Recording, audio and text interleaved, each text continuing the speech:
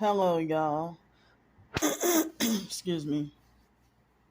This video, I'm gonna talk about how people with narcissistic personalities they are so rude, ill-mannered, and disrespectful, and live like sloppy animals. And it's even worse when you're a ghetto narcissistic abuser who's just ignorant. So narcissistic abusers, like, in narcissistic abuse and gang stalking, the tactics, narcissistic abuse tactics and gang stalking tactics are pretty much the same.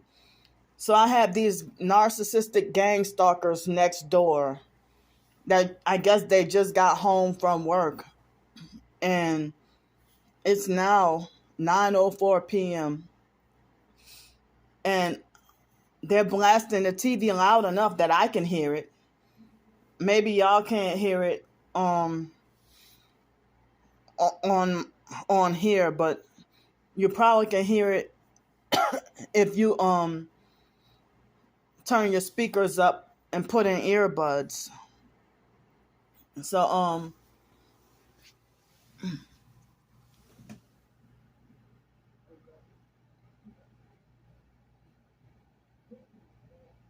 I can hear their TV.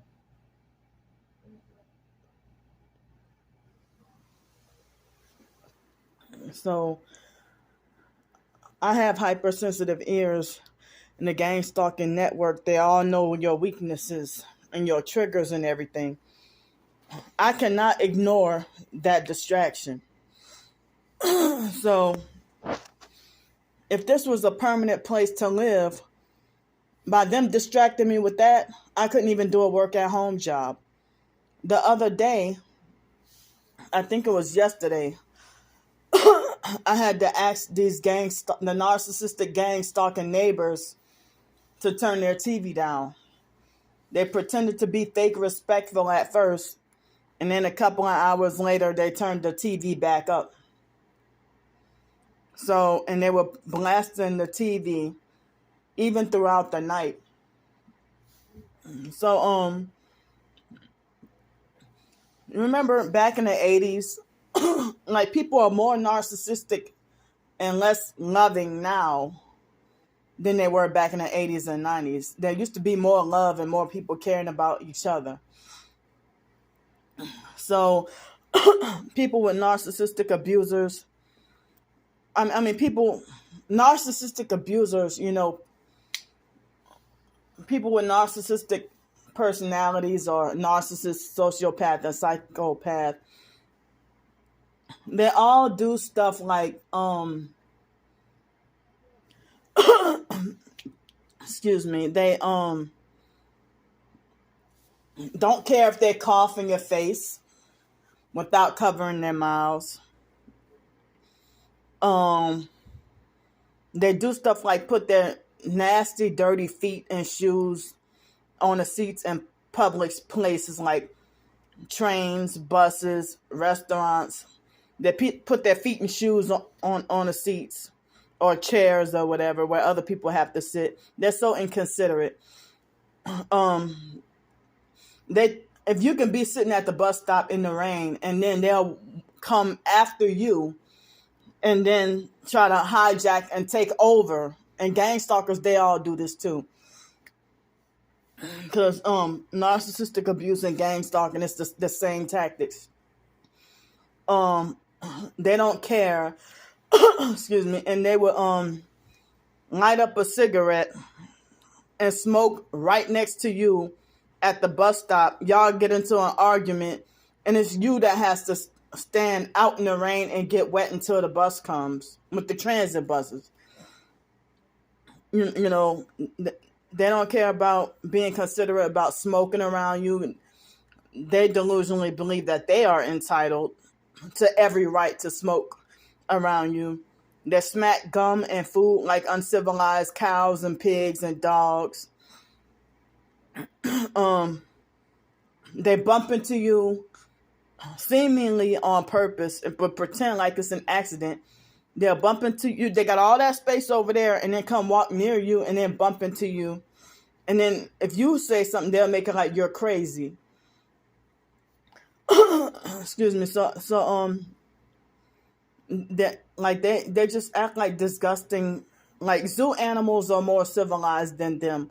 Animals out in the wild are more civilized than abusive, narcissistic gang stalkers. They just have no manners or no respect at all. So they'll be inconsiderate enough to put, like, if you have a car, they'll be inconsiderate enough to stand around your car. That's the ghetto narcs. They'll if you have a car, they will think they have the right to. They got their own car, but they'll huddle around your car and be sitting on top of your car and huddling around your car and stuff like that, swarming around your car, having fake conversations and stuff like that. And then, you could get shot and killed by telling them, hey, get off my car. Or they'll get ignorant with you. The police everybody always defend and agree with the narc. The police will either take their side or say that that there's nothing that they can do. People with narcissistic personalities are usually the type to physically assault or sexually assault or outright rape you. And they'll usually take advantage of you for your money, and then you get blamed. Or, excuse me, if they feel entitled to touch you wherever they want because they feel like they own your body. And if they want to do something sexual to you, they treat you like you don't have a right to say no or resist. And that you have to be forced to sit there and take it, in which I'm going to do another video talking about that. So, yeah, I did say that they smack their food and gum and stuff. And they do stuff like blast loud TV or loud music.